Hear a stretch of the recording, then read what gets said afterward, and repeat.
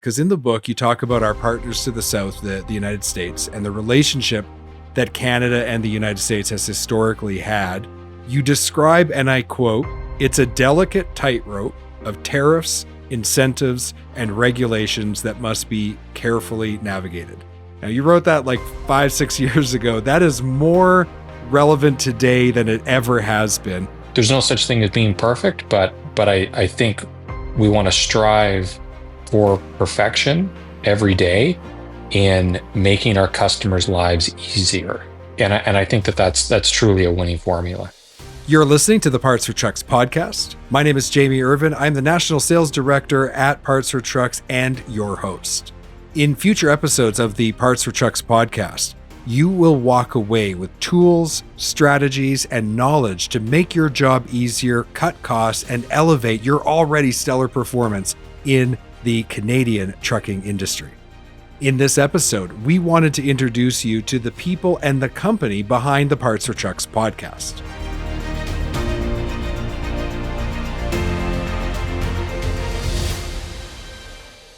Welcome to the Parts for Trucks podcast, where we explore the latest trends, technologies, and strategies in the heavy-duty trucking industry. Each episode, you'll hear from industry experts to help keep your trucks on the road and your business thriving.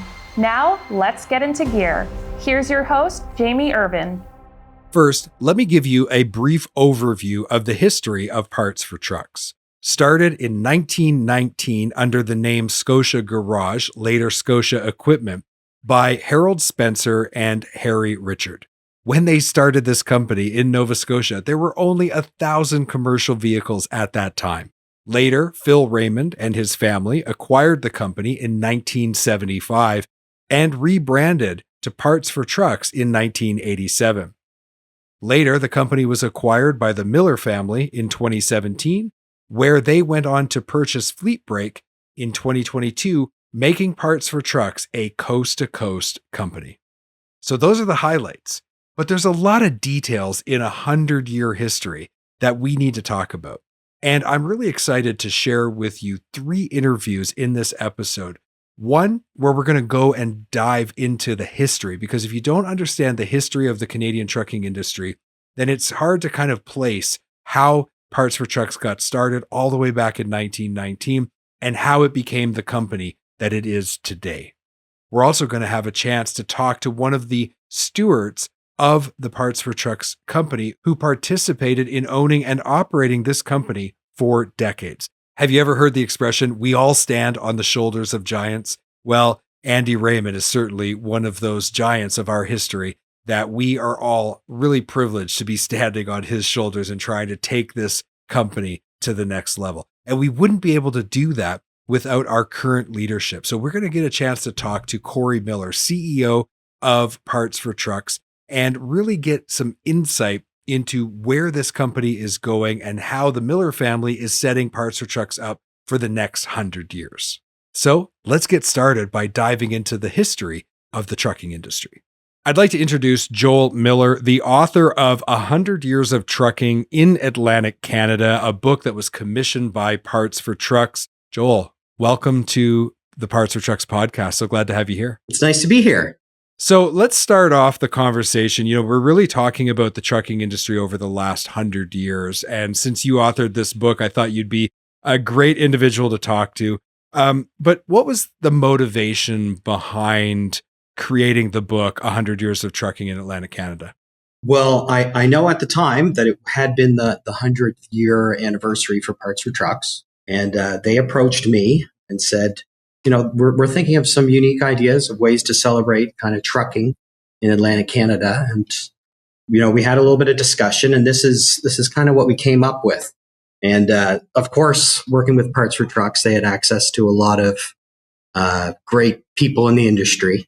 So we were able to go out and talk to a lot of the industry leaders. So people from Michelin, people from Armour, people from Irving, some of the smaller places around the provinces, as well as a lot of drivers. It was a great opportunity, and I had just been leaving my organization where I had a lot of experience working with truckers. So I thought it was a good fit. When you first tackled the project, what was the general feeling that you had? Was it just one of pure excitement? Was there a bit of overwhelm? Like, it's a big job to document 100 years of trucking in Atlantic Canada. Well, and that's it. There's just, I mean, we're talking about all of the Atlantic provinces, and like, where do you kind of cut things off? Where do you decide? Finally, I've got enough. I've got enough content. I probably could have made it kept going if I wanted, but I'm really happy with how the final product came out. Yeah, I've had a chance to look through the book and read through it myself, and I thought it was very well done. Now, in the book, I want to read a quote. To track the growth of the trucking industry in Atlantic Canada is to track our growth as a nation. As a result of the First World War, Canada was able to finally step out from under the shadow of Great Britain and take its place amongst the nations of the world. That's quite the quote, and really puts into perspective the place that the trucking industry kind of sits in our history. Can you explain how the establishment of the Canada Highway Act in 1919 and the development of roads was really important as a precursor to the establishment of the trucking industry? Walk us through a little bit of a history lesson there. And basically, the way that worked is the federal government was going to give us 40% of all the monies required in order to produce roads. So you can see in places like Ontario that really exploded the amount of roads that they could produce. In Atlantic Canada, it was a little bit more difficult because 40%, while a huge amount of the cost of building a road, especially at the time, is much harder when we're in such a disparate kind of rugged land, especially when you get to Cape Breton, Newfoundland, PEI. At the time, PEI didn't have a quarry. So they actually had to ferry all of the crushed stone from the mainland for them to even start building the roads. This was kind of the first steps for Canada to making its kind of impact across those new arteries and those new roadways that were gonna become, what we enjoy today. It's interesting, as you're reading the book, you talk about prior to the invention of the automobile and subsequently the commercial truck, there were interesting ways that goods was moved in the Atlantic provinces. So let's go back to the 1700s. What was the dominant way of moving goods in the 1700s? You go far enough back, we're moving everything via canoe. That was the commercial truck and trailer of the 1700s. That is. That's how everything's getting moved. It's bivouacs and canoes. You move past that, then of course we're moving to what's called corduroy roads, where once you have a well-trodden cart path, they start laying down logs at the places where they know that they're getting hung up, and of course they're called corduroy because that's what it looks like. And you can imagine what a road made from logs probably felt. Not the best thing you're probably ever driven on. Right. So, I mean, first of all, there's a tremendous amount of physical effort to move canoes by water. And then you hit like, let's say the ice flow changes something in the river, or there's a jam and you have to unload everything and portage it around, carry everything, including the canoe, around this obstruction. So is that why those corduroy roads were created, to try to get around things like that, or to make it easier to move on and off the water? Or was it really truly the first just establishment of roads for carts? Once our towns and villages started getting more established, it became necessary for those kind of roads to be developed. And I mean, right. you work with what you have. And the thing that we have is lots of wood. For those listening who don't know much about the history of, let's say, the province of New Brunswick, this was a shipbuilding capital for a large time period because of the lumber that we had. So yeah, lumber was readily available. All right, let's go a little ahead in time. We hit the 1800s. What big invention and development happened that really changed the way goods were moved in Atlantic Canada and really the rest of the continent? In the 1800s, well, that's when we started getting our first kind of standard roads. You'd see the horse and buggy on most of our roads at that point in time. I mean, you look at what today, I mean, some listeners would know what I mean when I say the St. Margaret's Bay Road.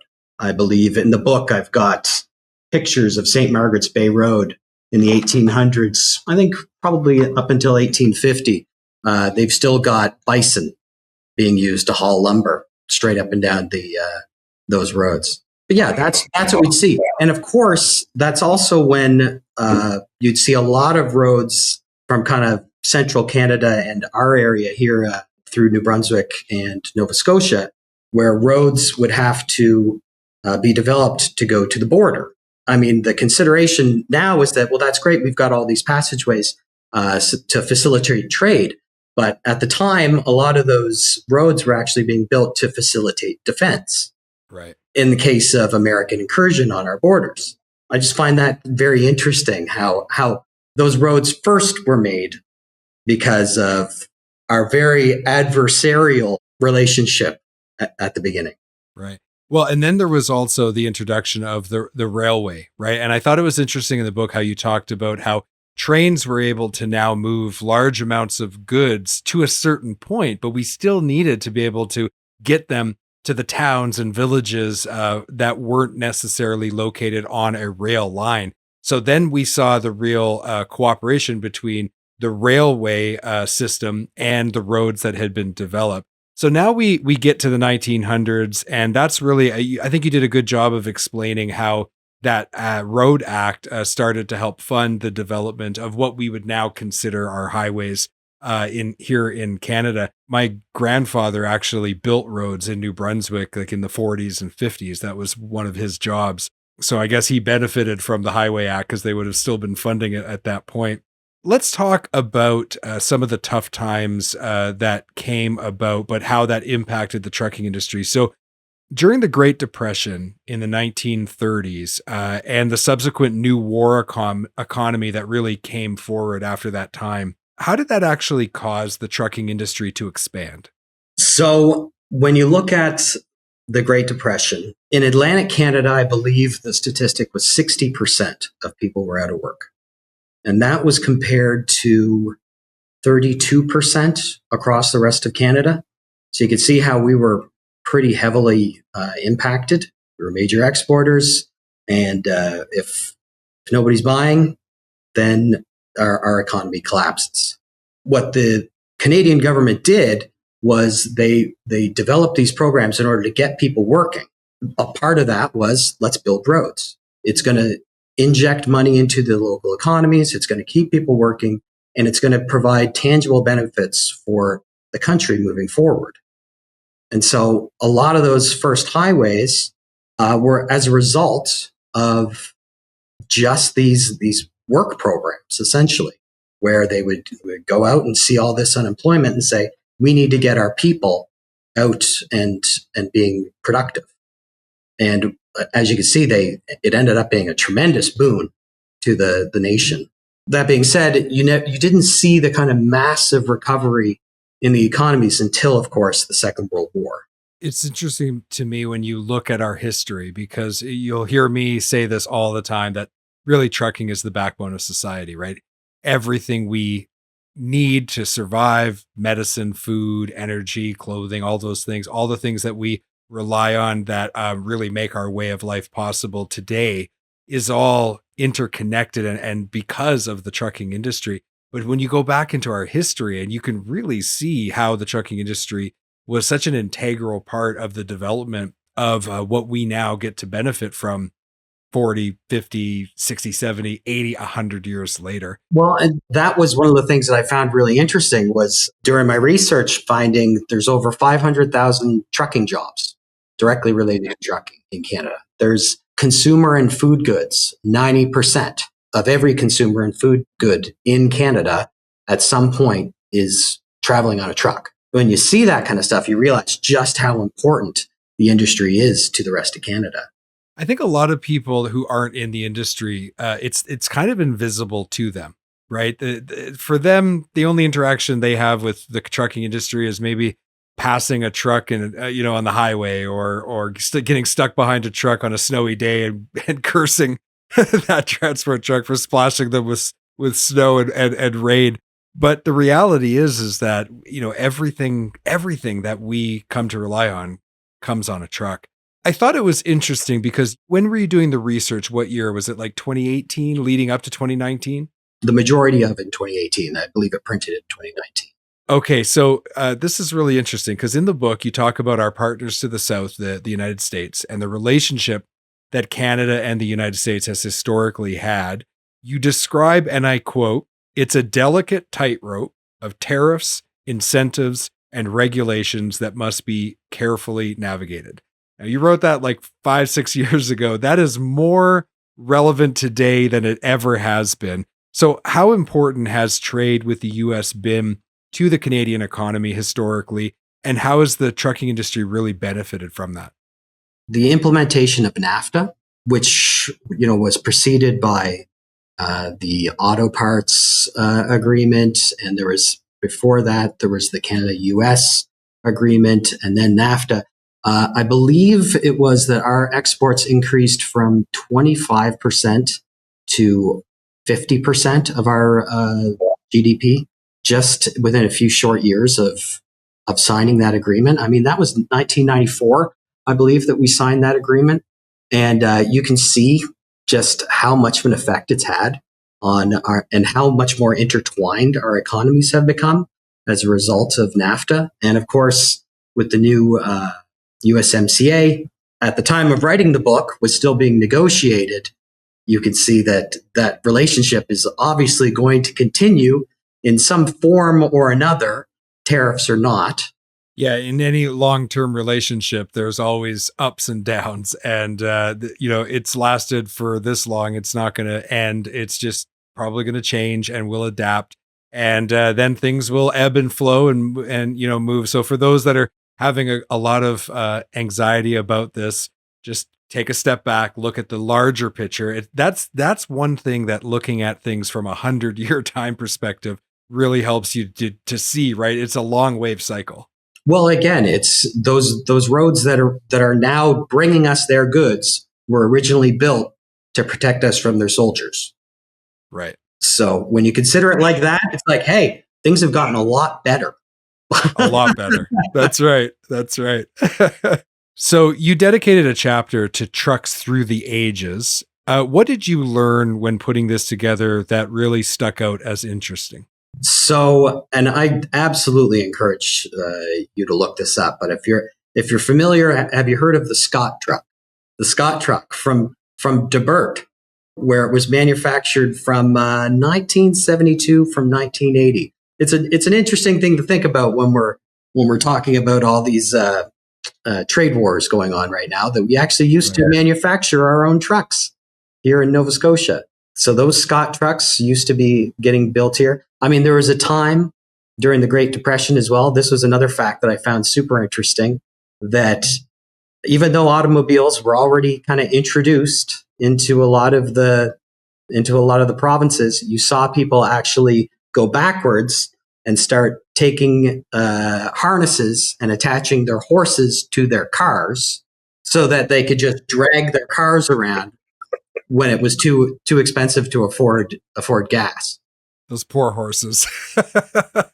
Yeah. They're like, really? That's what we're doing now? Those were called the Bennett buggies, which was, I think, a bit of a dig at the Prime Minister at the time. Right. There's so much that you can learn by kind of digging into our history and some of what Atlantic Canadians had been able to accomplish during those times of upheaval. Yeah, and talking about trucks being manufactured in Canada on the West Coast with all of that old growth timber, massive trees, they actually had to build extra large trucks and trailers to handle those loads. So there was a Pacific and a Hayes truck. They were huge. So I've got a picture, and I'll share it now on the screen, of my wife. When we were first married, we went on a sales trip together, and we found one of these trucks, and she's standing beside it. And she's like little 5'3", and the front wheel is like 6 feet in diameter. So the front wheel is taller than her. Yeah. And these massive trucks carrying like 130,000 pounds of timber down the sides of coastal mountains. I was lucky enough at the early parts of my career to actually see it in person. And truly, at the time, those things were really engineering marvels. So, Canadians, we've got this spirit. We are very innovative people, and whatever challenges come our way, I think we're going to be able to find solutions to those challenges. So, on that note, Joel, let's talk about being Canadian and supporting the Canadian trucking industry. Now that you've done this project, you've written this book, you've had experience with the industry, the time that you've had experience with the industry. When I say that, being Canadian and supporting the trucking industry, what does that mean to you? One of the big things is, respect those truck drivers. They're professionals, just like any other professional that you might see. It is a difficult job, and they deserve respect for the job that they're doing. A fact that I learned that kind of speaks to this is the TransCanada utilized the maple leaf as a kind of Canadian icon before it was ever implemented onto our flag, which I believe was 1965. It just shows, the roads are so important to our nation. Roads, highways, and our drivers. Absolutely. Well, I really appreciate you taking the time to talk to us. We're going to make sure that people who want to actually read the book, we will make it available to them. There's digital copies available. And Joel, really appreciate it. We'd love to have you back on the podcast in the future. Anytime we're talking about the history of the trucking industry, I think you're going to be our go-to source. Well, another 100 years, right? Yeah, well, hopefully. Have to do another I don't know what condition you and I would be in 100 years, but maybe with modern technology, right? That's it. Thanks, Joel. Thanks for being on the Parts for Trucks podcast. Really appreciate you having here. It was my pleasure. It was great to talk to Joel about the history of the trucking industry here in Canada. And there's so many fascinating details. I really would love to spend more time with him. So I think we'll probably have him back on the show again to talk about more of the history, because it truly is fascinating. Now I want to share with you an interview I had with Andy Raymond. Now, Andy, this is a really humble guy. I think that the impact that the Raymond family had on Parts for Trucks is so huge. I think they were excellent stewards of this business for decades. And it was really great to talk to Andy about some of the interesting things, the innovations that they brought to the company, the history of where the company started and how it transitioned and set itself up to be the company that it is today. I think you're going to really enjoy our conversation with Andy Raymond. Andy, welcome to the Parts for Trucks podcast. Great. Thank you, Jamie. I'd like you to take us back in time. What was happening in the world in the years leading up to the original founders of what would one day become Parts for Trucks? So Harold Spencer and Harry Richard, they started Scotia Equipment in 1919. What was the world like back then? Well, they actually started a company called Scotia Garage, well before my time, but my understanding of it, that automotive use, whether it was trucks or cars, was a minor part of the economy or the way people did things. The big event was the First World War, which brought a recognition of a bigger world to a lot of people, and particularly to people who lived in rural areas, may not have seen a car, and that was most of Canada. So in traveling, maybe going overseas to serve, or traveling to Halifax to serve in the support work for the war effort, people would have seen vehicles.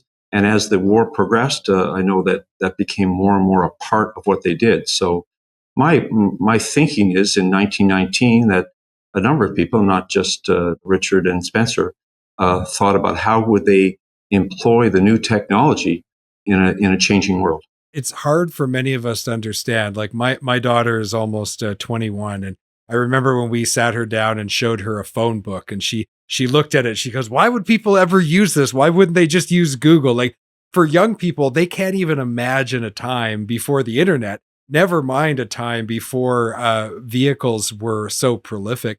And I can imagine, I believe that when this company was started, there was less than 1,000 vehicles even in Nova Scotia. That's what I read in the book by Joel Miller. Yeah. So you can imagine, I'm trying to put myself in the minds of these two men who are starting this company. They must have been forward thinking to some degree, though, to be able to look at this current situation, the trend, and see, like, where is this going to go? And obviously they were a bit ahead of the curve. If you look at the history, early history of the company, a more telling example of who they were was not that they took a chance. Lots of people take chances on different businesses. Was 10 years after they started, the Great Depression, the worldwide depression came on for 10 years. Yeah. The business survived that. That probably tells you more about them than their idea of founding the company.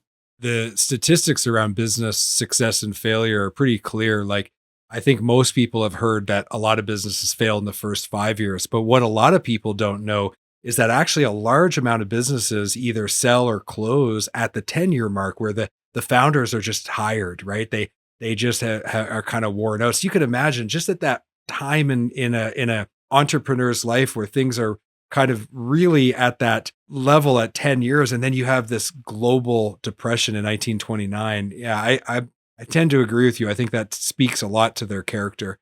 So let's fast forward in time now. How did the Raymond family come to own the company that would become Parts for Trucks? Well, my parents are both from Nova Scotia, but early in their marriage, they moved to Montreal in the 1950s, and my dad was working there. Again, had this friendship with Jim Morrison, the son-in-law of the owner of Scotia Equipment.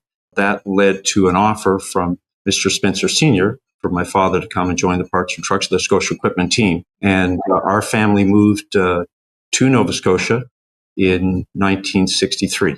My father joined the company, senior role with the company.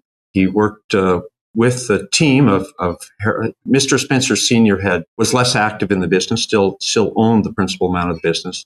But Harold Spencer Jr., his son, and Jim Morrison, my father, directed the company, made a big move from downtown Halifax to a new industrial park in Dartmouth, across the bridge. And that was a bold move. People said, "What are you doing? You're leaving downtown." But downtown was changing, and they saw that. We went to a much bigger facility. We're able to stock more lines. And that was the start of growth. And then from there, my father took over full ownership of the company in 1975. Paul and I joined a few years later, and we took over ownership of the company when my dad retired in 1996.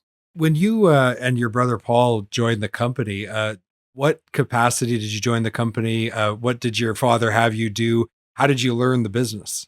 I drove a delivery truck, worked in the parts department. A couple years prior to my joining the company, my father had made a bold move of buying a computer. You know, that wasn't done back in the day. He spent a lot of money on it, and it was there was no packaged software, so it was kind of custom software. The machine was as big as a refrigerator, had 20 megabytes of hard drive storage, and not much memory, 256K.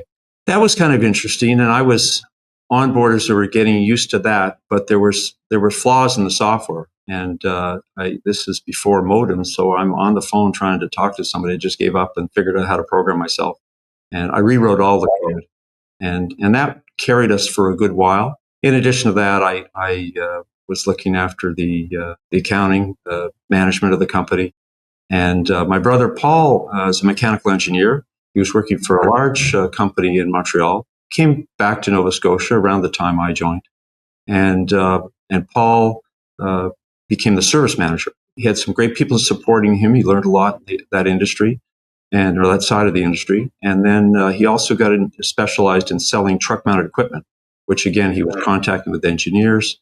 So we all grew our responsibilities. There was plenty of work for me and Paul, and for other key people. It was never just Paul and myself. It was a team right throughout the whole company. But in terms of leadership, we had other leaders than just Paul and me. And we were very successful, and we had fun. And our families had fun with each other, and it was a great place to work. I don't know how successful you can be if you aren't having at least a little bit of fun, right? I think those two are hand in hand. So talk to me about the decision to rebrand the company Parts for Trucks. What was the thought process behind it? When did that happen? Well, after my father bought the company, he started an expansion. We went to New Brunswick and then to Newfoundland. And we were using the name Scotia Equipment. There was a legacy certainly to that name, but equipment was thought more to mean something off-road And not that we don't sell parts for off-road, but not necessarily trucks. And we had obviously grown outside of Nova Scotia. So we were searching around for a name. At the time, we opened a new store in Truro, and that was in 1985. And that was our fourth store. And we decided to make that a different type of store. So in the past, most commercial sales were done with a customer coming in, going to the counter and asking for a part or asking for help.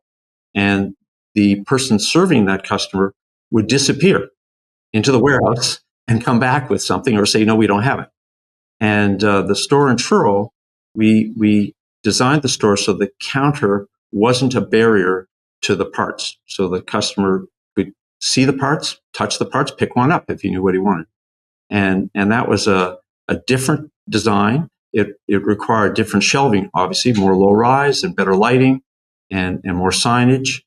But that was very successful. We called that store a parts for truck store. So it was a trade style first. It was so successful, we started remodeling our other stores. And as we did, we changed the layout. We called it a parts for truck store. And then 1987, April 6th, we renamed the whole company Parts for Trucks Incorporated. So you were able to be part of a legacy business and play a significant role in shaping that company over a long period of time. What would you say was the ingredients that led to success during the time that the Raymond family had the opportunity to own and operate this business? Fundamentally, it was the people. We took care to seek out exceptional people to join the company and then gave them the tools, whether it's information technology, training, to serve the customer as well as the customer deserved to be treated. And our customers deserve to be treated really well. So we were of that common mindset, very successful in getting our staff on board. And it was always a team approach. Having said that, there were challenges, and certainly were so many changes in our industry. So in terms of technology, when I first joined the company, we were still mailing purchase orders to some suppliers. And then this telex came along that you could type it in, but it had no memory. And then someone was selling telexes where you had some memory, had it on a tape that you made that lowered the cost. And then it was a fax machine, and which was wonderful. Now it's all changed. We wanted to be ahead of those changes. So I think we were very progressive in terms of the technology we used. We're progressive in terms of changing in the way we do things and training our staff. So I think that was a key to being successful of having our whole company on board with staying ahead of the changing environment. Knowing what you know now, if you were doing it all over again, if you were like in your 20s and you were just coming into the industry, what advice would you have for people, and knowing everything you know now, what would you do? There's no large regrets. I think we really had our timing right, and in the macro sense, and that comes from in the micro level, constantly monitoring, constantly willing to admit we've got to change it slightly. So be adaptable and be flexible. Great advice. Great advice. What does being a Canadian and supporting the Canadian trucking industry mean to you? Well, we have a number of associations across North America, certainly with our suppliers and trade associations.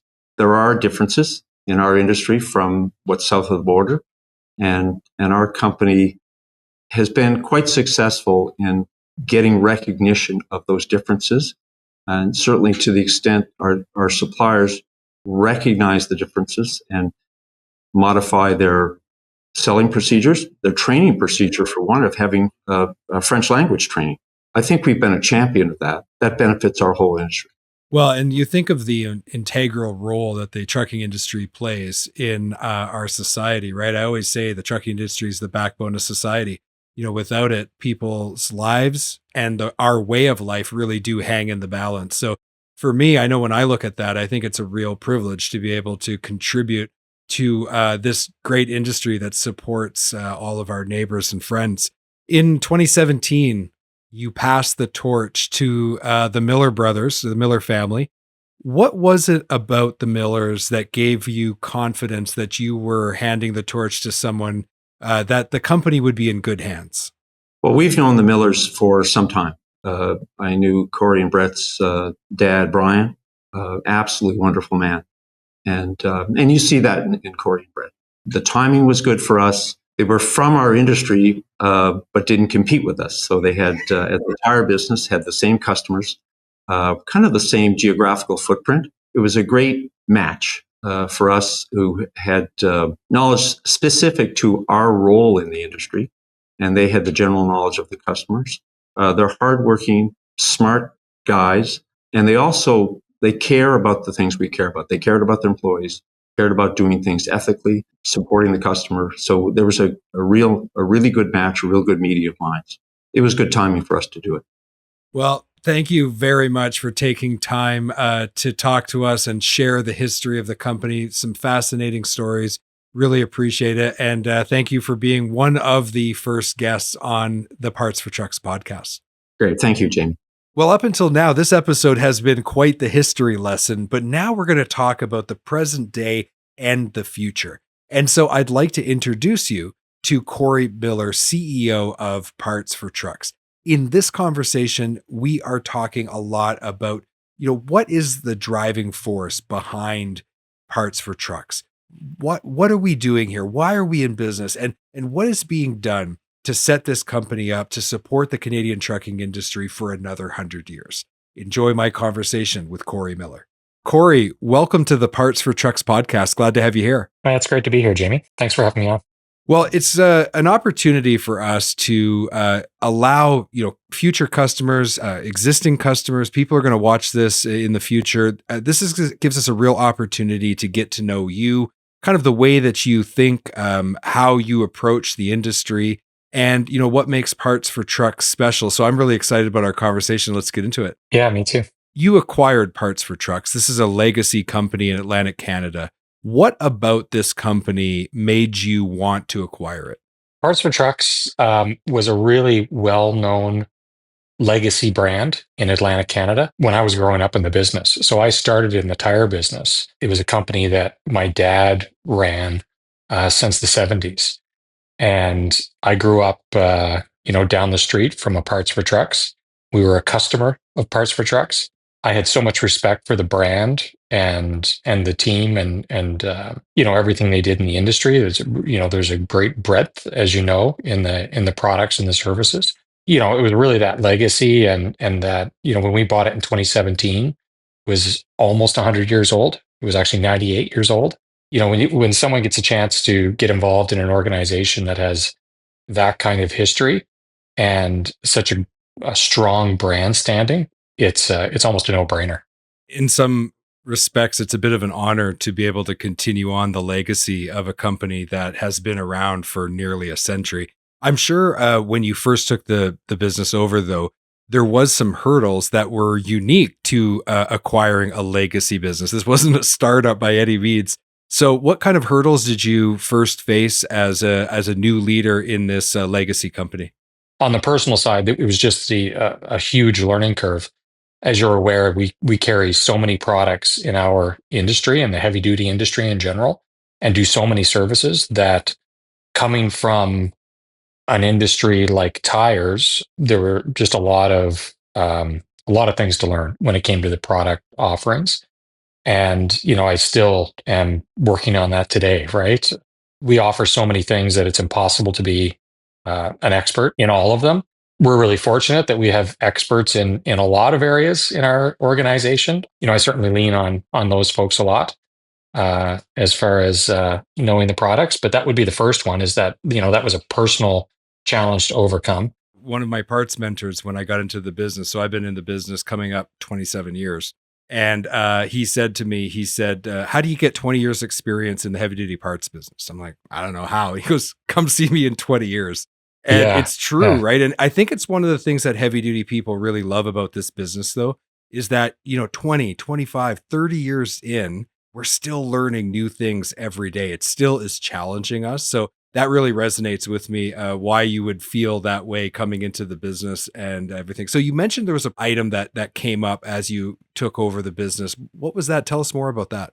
Speaking more corporately, Parts for Trucks had a long legacy and a lot of really strong people at the helms of different businesses, right? So my brother Brett and I purchased the company from Paul and Andy Raymond, who had been in the business a long time and were veterans of the industry. They had with them a really strong team, right?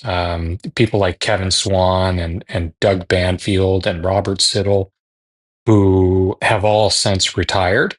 And they made up a large portion of the management team. So, one of the challenges initially upon getting into the business was to identify some of the best talent in the organization and really give them an opportunity to boost their skills and step into those shoes of the experienced leaders that, we knew would be leaving within a matter of years when we first bought the business. So we were really fortunate that, we identified, just awesome people like Jason Frazier, right? And Mark Bowser, who form today, the backbone of the company, along with Luke McKenzie. And, without identifying that talent and being able to work with them to have them come in behind the experienced talent that we knew would be retiring, I don't think the company would be existing today, right? Without those folks stepping up. So it really was, a team approach to keeping the business strong and really making it stronger with that new young talent. Listen, I didn't know you, Corey, before coming to work for Parts for Trucks. And I will tell you that absolutely a big part of my decision to join the company was both what we've been talking about, the legacy of the company, as well as the management team that you'd put in place. It's exciting to be part of that leadership group now. We have a bunch of people who are passionate about the industry.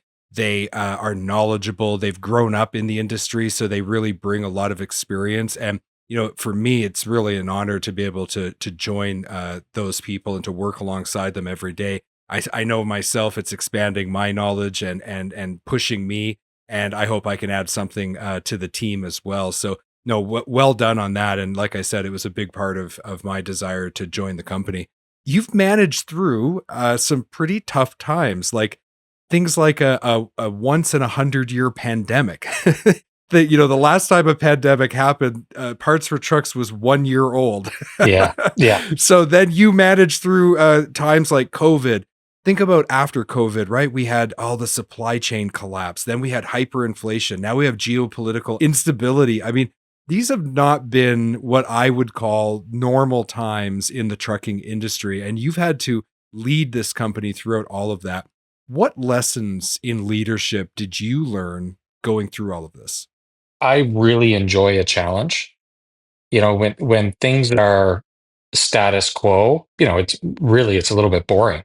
And I think that's why a lot of us are in business, right? It's the opportunity to go through change and help create change in our industry that gets us up in the morning.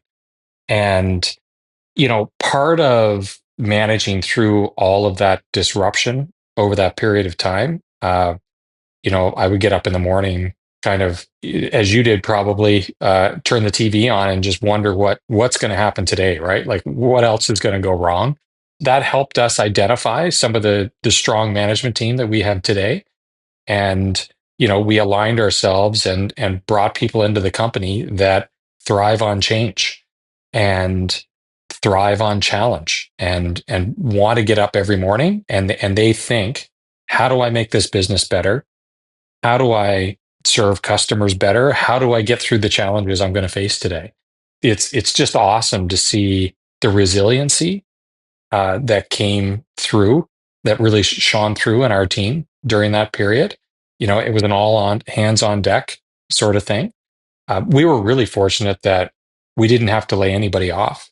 We kept everything going and rallied with a lot of the industry to ensure that we were considered an essential service. Partially, I came to accept that there's just a lot of things you can't change. You got to go with the flow sometimes. and have a certain resiliency to take your bruises and take your bumps and your punches and just keep going. And like I say, I'm really proud of our team because they all proved as well that they could just take a punch and keep going. And it was a pretty cool team building experience. I wouldn't want to do it again, but it was a neat team building experience to go through, right? Because you really do see some extraordinary characteristics of people come out when they come together during something like that. This concept of being heavy duty isn't just something that you apply to the parts and the equipment that we service.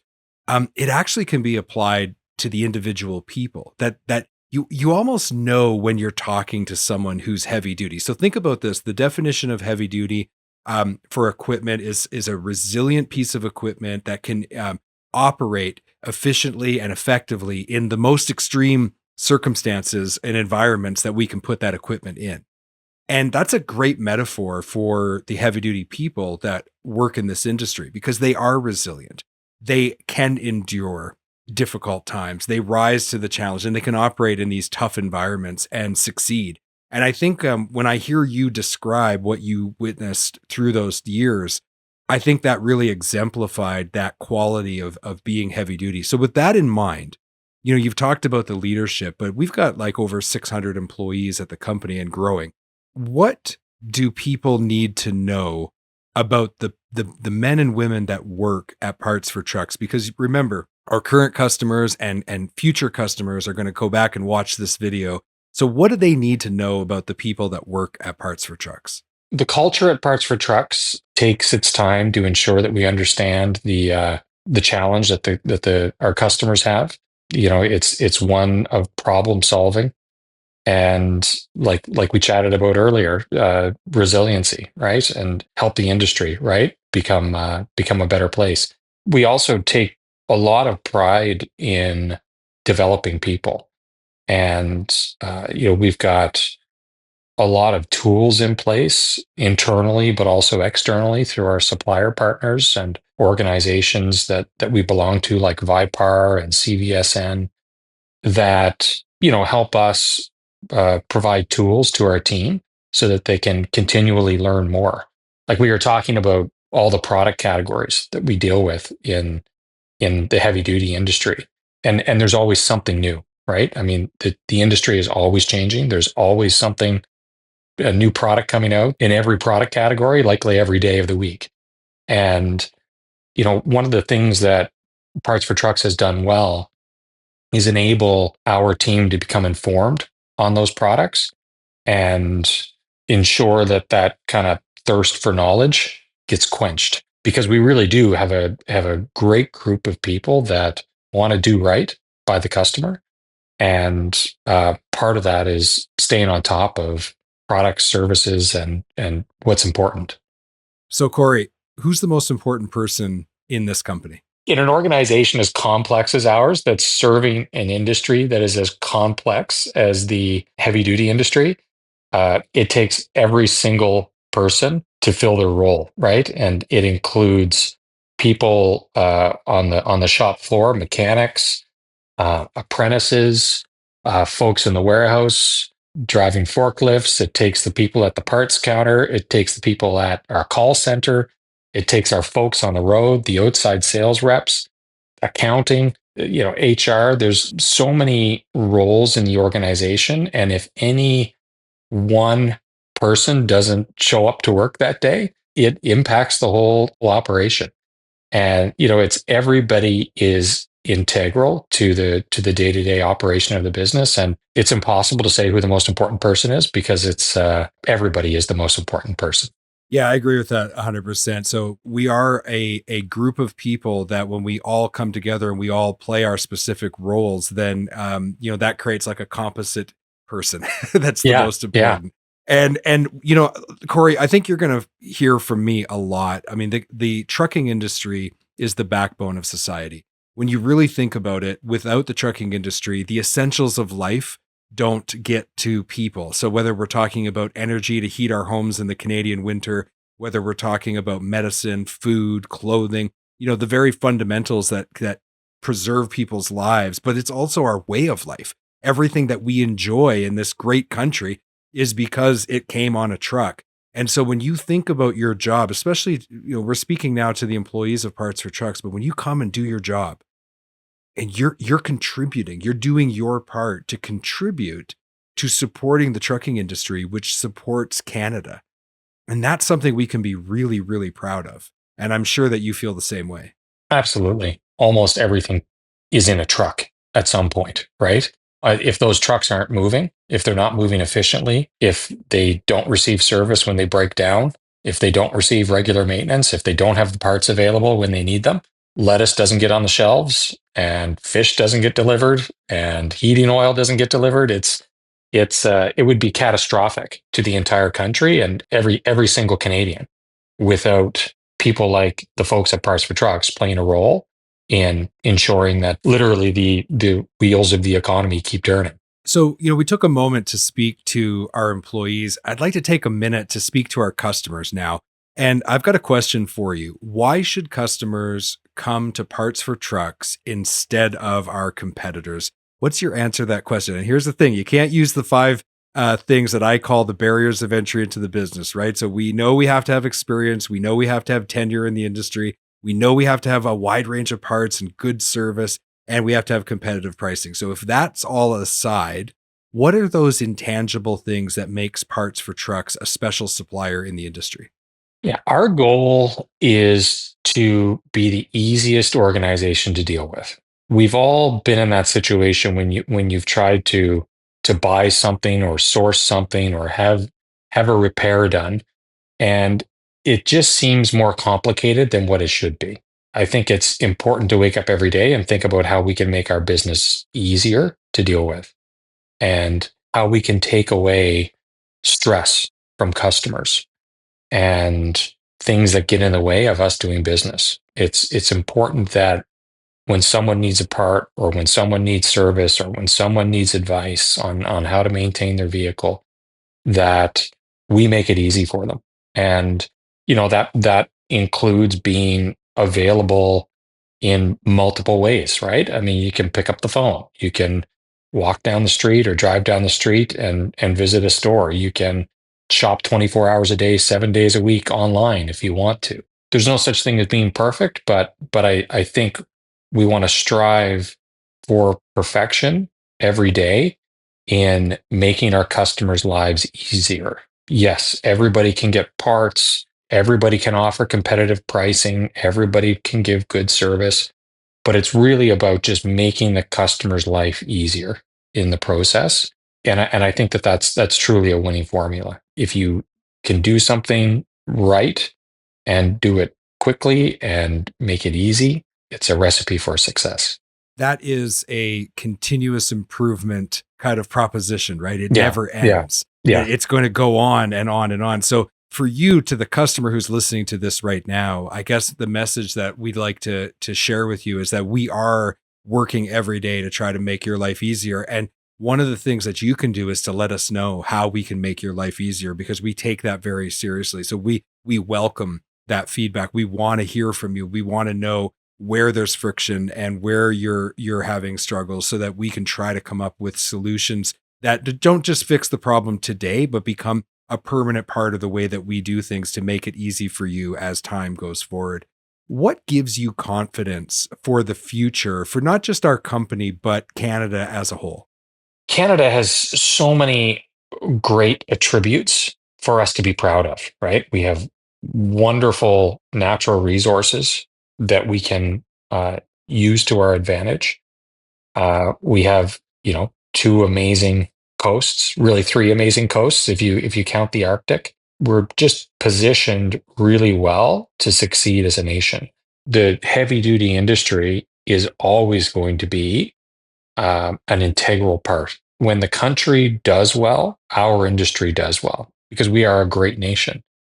And you look at how our nation pulls together when it's really necessary. It's an awesome thing. That's what gives me a lot of hope and confidence that our best years are still ahead of us. I know that we have a winning formula in our country.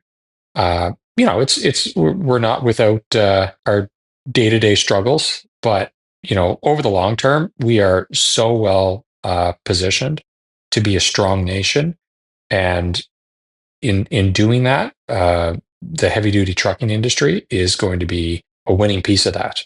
So, when you talk about that, what I think about is I think about some of the amazing accomplishments that individual Canadians have made and the contributions they've made, on the world scene. And it makes me think that at the end of the day, it always comes back to being about the people, right?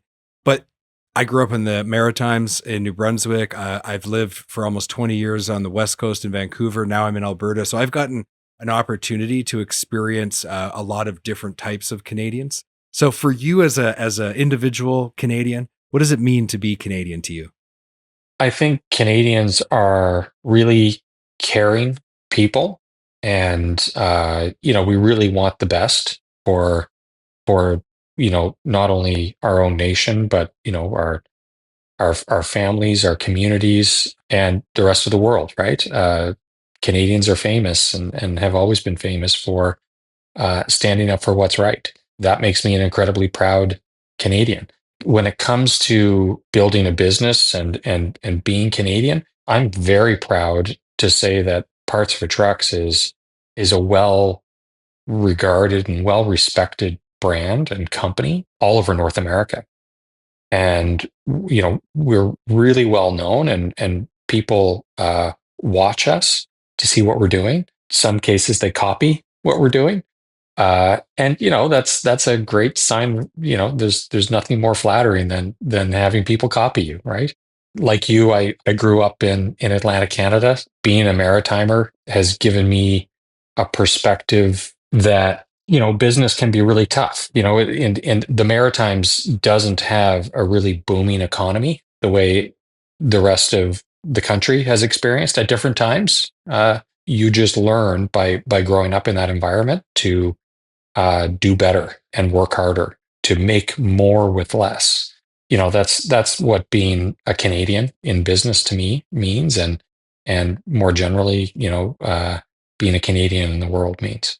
Well, Corey, thank you so much for taking time. I think this has been a great conversation. Corey Miller is our CEO of Parts for Trucks, and really appreciate you taking some time to talk about this. And we will continue to do our part to make Parts for Trucks a success and make it easy for our customers to do business with us. Thanks, Corey, for being on the show. Thanks, Jamie. It was a pleasure. You've been listening to the Parts for Trucks podcast. I'm your host, Jamie Irvin. In this second episode, we really did get to learn a lot about our 100-year history as a company. In our next episode, we are going to provide you with an overview of what Parts for Trucks has to offer from a parts, service, and equipment perspective. But we're also going to talk about the way that we are leveraging all of the resources available to us to help you, our customers, and the people listening to this podcast. So come back for episode 3. I think you're going to learn a lot more about this company, and it'll give you the perspective of why we exist, what we're trying to do to fulfill that mission, and how we actually support our customers. Thank you for watching and listening to this episode, and thank you for being heavy duty.